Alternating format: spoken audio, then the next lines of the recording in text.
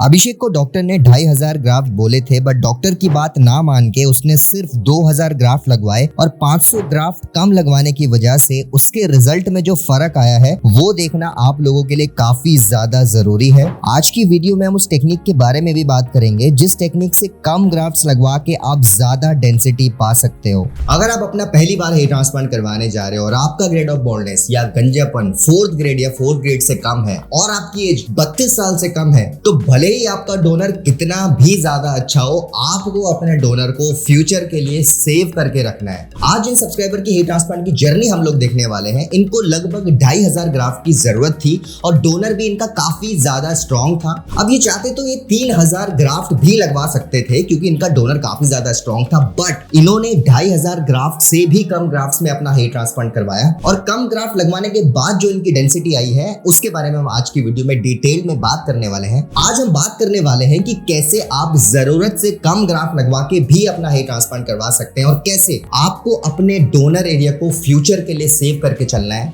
इसीलिए आज की वीडियो काफी ज्यादा इंपॉर्टेंट होने वाली है, स्पेशली उन लोगों के लिए जो कि अपना हेयर ट्रांसप्लांट करवाने वाले हैं। आज की वीडियो को आप स्टार्टिंग से लेके एंड तक जरूर देखिएगा। दोस्तों वीडियो की तरफ बढ़ते हैं, लेकिन सबसे पहले अगर आप अपना हेयर ट्रांसप्लांट करवाने का प्लान करो और आप कंफ्यूज हो आपको कितने ग्राफ्ट लगेंगे, आपके ट्रांसप्लांट में खर्चा कितना आएगा, आपको ट्रांसप्लांट करवाना चाहिए भी कि नहीं, और आप भी हेयर ट्रांसप्लांट से रिलेटेड इन्फॉर्मेशन सर्च कर रहे हो, तो आप हमारी वेबसाइट besthairhelp.com पे विजिट कर सकते हो। वहां पे आपको ट्रांसप्लांट से रिलेटेड सारी की सारी इन्फॉर्मेशन मिल जाएगी और आप भी अपना ट्रांसप्लांट 100% सक्सेसफुली करवा पाओगे, जैसे कि लाखों लोग करवा चुके हैं। नीचे मैंने डिस्क्रिप्शन में लिंक दिया हुआ है वेबसाइट का, आप वहां पे जाकर हमसे कॉन्टैक्ट कर सकते हो। तो गाइस शुरुआत करते हैं हेयर ट्रांसप्लांट जर्नी की और सबसे पहले बात कर लेते हैं हेयर ट्रांसप्लांट से पहले की कंडीशन के बारे में, जब इन्होंने हमें कांटेक्ट किया था। अगर आप इनकी हेयर ट्रांसप्लांट से पहले की कंडीशन देखो तो एक चीज साफ साफ विजिबल है, वो है इनका फ्रंटल हेयर लॉस, राइट। अगर हम फ्रंटल हेयर लाइन के बारे में बात करें तो आप देख सकते हैं इनकी फ्रंटल हेयर लाइन काफी हद तक रिसीड हो चुकी है, राइट। अगर मैं एज की बात करूं तो इनकी एज ऑलमोस्ट 28 ईयर ओल्ड थी, लेकिन 28 साल की उम्र में इनका ग्रेड ऑफ बॉल्डनेस ऑलमोस्ट 3/4 पे पहुंच चुका था, राइट। फ्रंटल हेयर लाइन पूरी की पूरी रिसीड हो चुकी थी। टेम्पल्स की बात करें तो टेम्पल्स इतने रिसीड नहीं हुए थे, लेकिन इनका मेन इशू इनकी फ्रंटल हेयर लाइन थी। अब इनके केस में एक चीज नोटिस करने वाली है, अगर आप इनके एग्जिस्टिंग हेयर की तरफ ध्यान दो तो इनके एग्जिस्टिंग हेयर बहुत ज्यादा डेंस थे। अब ये चीज मैं आपको क्यों बता रहा हूं, देखो बहुत सिंपल सी बात है, आपके ट्रांसप्लांटेड हेयर की डेंसिटी आपके एग्जिस्टिंग हेयर की डेंसिटी पे बहुत ज्यादा डिपेंड करती है। एक अच्छा हेयर ट्रांसप्लांट का रिजल्ट वो होता है जिसमें ट्रांसप्लांटेड हेयर की डेंसिटी एग्जिस्टिंग हेयर से बिल्कुल मैच हो। अब फॉर एग्जांपल आपके एग्जिस्टिंग हेयर की डेंसिटी बहुत ज्यादा है, जैसे हमारे सब्सक्राइबर की थी, राइट। अब इन एग्जिस्टिंग हेयर की डेंसिटी को मैच करने के लिए ट्रांसप्लांटेड हेयर की डेंसिटी भी ज्यादा ही आनी चाहिए ऑब्वियसली। अगर ट्रांसप्लांटेड हेयर की डेंसिटी कम आई तो रिजल्ट मैच नहीं होगा, आगे खाली खाली लगेगा, और ट्रांसप्लांटेड हेयर की डेंसिटी ज्यादा आ गई तो एग्जिस्टिंग हेयर की डेंसिटी कम लगेगी, ऐसा लगेगा हेयर लॉस हो रहा है। और इसीलिए हम हमेशा बोलते हैं कि आपके ट्रांसप्लांटेड हेयर की डेंसिटी एग्जिस्टिंग हेयर पे बहुत ज्यादा डिपेंड करती है। जितने ज्यादा डेंस आपके एग्जिस्टिंग हेयर होंगे उतने ज्यादा डेंस आपके ट्रांसप्लांट डेंसिटी भी देनी जरूरी है। अगर वो मैच नहीं हो पाएगी तो रिजल्ट नेचुरल नहीं आएगा। सो इसीलिए अगर आपका एग्जिस्टिंग हेयर की डेंसिटी कम है, आपका जो टेक्सचर है एग्जिस्टिंग हेयर का, आपके जो पुराने बाल है वो इतने डेंस नहीं थे, तो डॉक्टर को कभी इंसिस्ट मत करना कि मेरे ट्रांसप्लांटेड हेयर की डेंसिटी बहुत ज्यादा अच्छी आनी चाहिए। अगर आप इंसिस्ट करोगे, जनरली डॉक्टर आपको रेकमेंड नहीं करते। डॉक्टर जितने ग्राफ आपको बता रहे हैं ना वो एग्जिस्टिंग हेयर को देखकर ही बताते हैं। बट कई बार क्या होता है, जिनका डोनर बहुत ज्यादा स्ट्रॉन्ग होता है उनको ये गलतफहमी होती है कि चलो मेरा डोनर स्ट्रॉन्ग है, मैं ज्यादा ग्राफ लगवा लेता हूँ, मेरे पे ग्राफ्स तो है, मेरा रिजल्ट बहुत ज्यादा अच्छा आएगा। उस केस में क्या होता है कि आपके ज्यादा ग्राफ लग जाते हैं, आपकी डेंसिटी बहुत ज्यादा अच्छी आ जाती है, वो डेंसिटी एग्जिस्टिंग हेयर से मैच नहीं करती, फिर देखने में लगता है कि आपके पुराने बाल जा रहे हैं, जबकि वो जा नहीं रहे होते। आपकी डेंसिटी बस पुराने बाल की कम होती है as compare to transplanted hair. तो हमेशा फोकस करो, आप अपना ट्रांसप्लांट उस हिसाब से करवाओ, ना ही आपके ट्रांसप्लांटेड हेयर की डेंसिटी एग्जिस्टिंग हेयर से ज्यादा हो, ना ही ट्रांसप्लांटेड हेयर की डेंसिटी एग्जिस्टिंग हेयर से कम हो। अगर हम इनकी बात करें तो इनके एग्जिस्टिंग हेयर बहुत ज्यादा डेंस थे, ऑल्दो इनको 2500 ग्राफ्ट की रिक्वायरमेंट थी, मगर फिर भी 2500 ग्राफ्ट से भी कम ग्राफ्ट में इनका ट्रांसप्लांटेशन हुआ। और हम आज देखेंगे कि कैसे कम ग्राफ्ट लगवा के इनकी डेंसिटी को भी मैच किया गया और रिजल्ट भी नेचुरल आया। अब अगर हम हेयर ट्रांसप्लांट के बाद की कंडीशन के बारे में बात करें तो फाइनली इन्होंने IFT क्लिनिक जयपुर से अपना ट्रांसप्लांटेशन करवाया और इनका ट्रांसप्लांटेशन इंटरलॉकिंग टेक्निक से हुआ।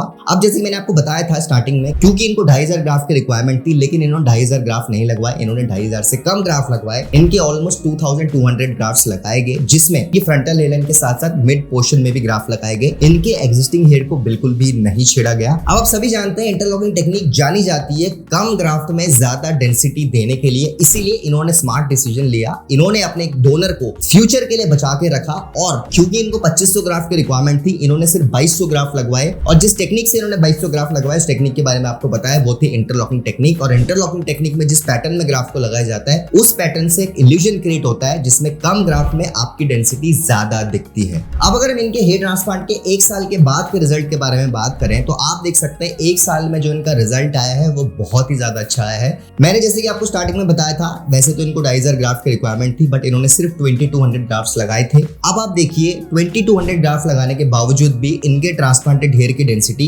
एग्जैक्टली इनके एग्जिस्टिंग हेयर से मैच कर रही है, राइट। एक तो होता है कि मतलब थोड़ी बहुत मैच करना होता है, एक होता है एग्जैक्टली मैच। जो प्रोफेशनल भी होगा वो भी देख के नहीं बता पाएगा कि किस एरिया में इनका हेयर ट्रांसप्लांट हुआ है। डेंसिटी के साथ साथ अगर हम हेयरलाइन के बारे में बात करें तो आप देख सकते हैं हेयरलाइन भी इनकी काफी ज्यादा नेचुरल लग रही है। जैसे कि मैंने आपको स्टार्टिंग में बता दिया था, इनका टेंपल क्रिएशन नहीं हुआ था क्योंकि टेंपल क्रिएशन की जरूरत नहीं थी। अब आप 1 साल बाद के रिजल्ट को देखिए, इनके टेंपल क्रिएशन ना बनाने के बावजूद भी इनकी हेयरलाइन बहुत ज्यादा एग्रेसिव लग रही है और मोस्ट इंपॉर्टेंटली इनकी हेयरलाइन इनके फेशियल स्ट्रक्चर को एग्जैक्टली सूट कर रही है और इनका लुक और भी ज्यादा इंप्रूव हो गया है। अब अगर मैं कुछ बेसिक डिटेल्स के बारे में बात करूं तो इन्होंने ट्रांसप्लांटेशन इंटरलॉकिंग टेक्निक से करवाया था। ट्रांसप्लांट के बाद इन्होंने डेली मिनॉक्सिडिल यूज किया। फाइनल हेड वॉश के बाद आज तक 1 साल तक इन्होंने कंटिन्यूअसली मिनॉक्सिडिल यूज किया। ट्रांसप्लांट के बाद इन्होंने 3 से 4 पीआरपी सेशंस भी लिए, जिस वजह से आप देख सकते हैं 1 साल में इनका रिजल्ट बहुत ज्यादा अच्छा है। अब इनके केस में सबसे अच्छी बात क्या है, इन्होंने ऑब्वियसली 28 साल की उम्र में ट्रांसप्लांटेशन करवा लिया, राइट। बहुत अच्छा रिजल्ट भी आया। वैसे तो इनको ट्रांसप्लांट की जरूरत नहीं पड़ेगी 10-15 साल तक, राइट। हो सकता है 10-15 साल बाद ना भी पड़े, बट अगर इन फ्यूचर जरूरत पड़ती है तो इन्होंने बहुत स्मार्ट डिसीजन लिया। इन्होंने अपने डोनर को प्रिजर्व्ड रखा। अगर इनको फ्यूचर में 2-3-4 हजार ग्राफ्ट की जरूरत भी पड़ती है तो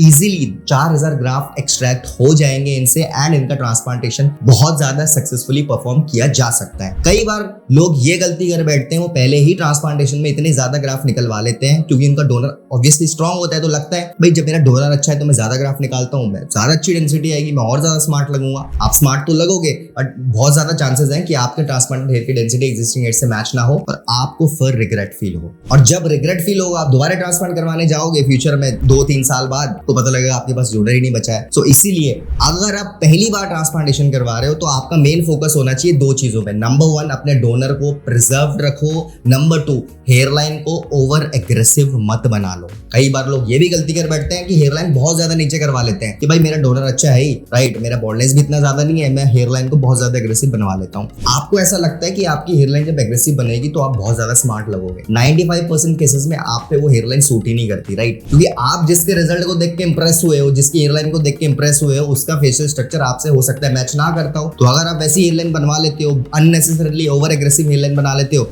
आपकी हेयरलाइन आपके फेस से सूट नहीं करेगी और लोग आपको ज्यादा पॉइंट आउट करोगे, आपकी आइडेंटिफिकेशन ही चेंज हो जाएगी। तो इसीलिए 2 चीजों का हमेशा ध्यान रखो। अगर आप पहली बार ट्रांसप्लांट करवा रहे हो, आपको डोनर बचा के रखना है फ्यूचर के लिए और आपको हेयरलाइन ओवर एग्रेसिव नहीं बनानी है। अगर आपने इन 2 चीजों का ध्यान रख लिया, आपका हेयर ट्रांसप्लांट का रिजल्ट भी अच्छा आएगा और आप फ्यूचर के लिए भी सेफ रहोगे। सो गाइस, ये थी आज की वीडियो। उम्मीद करता हूँ आपको आज की वीडियो पसंद आई होगी। अगर आपको आज की वीडियो पसंद आई है, हमारी वीडियो को लाइक करिए, फ्रेंड्स के साथ ज्यादा से ज्यादा शेयर करिए एंड अगर आप फर्स्ट टाइम चैनल में आ रहे हैं, चैनल को सब्सक्राइब कर दीजिए। आने वाले टाइम में बहुत सारे ऐसी वीडियोस लाने वाले हैं जिनकी नोटिफिकेशन डायरेक्टली आपके फोन में पहुंच जाएगी। Thank you so much watching guys.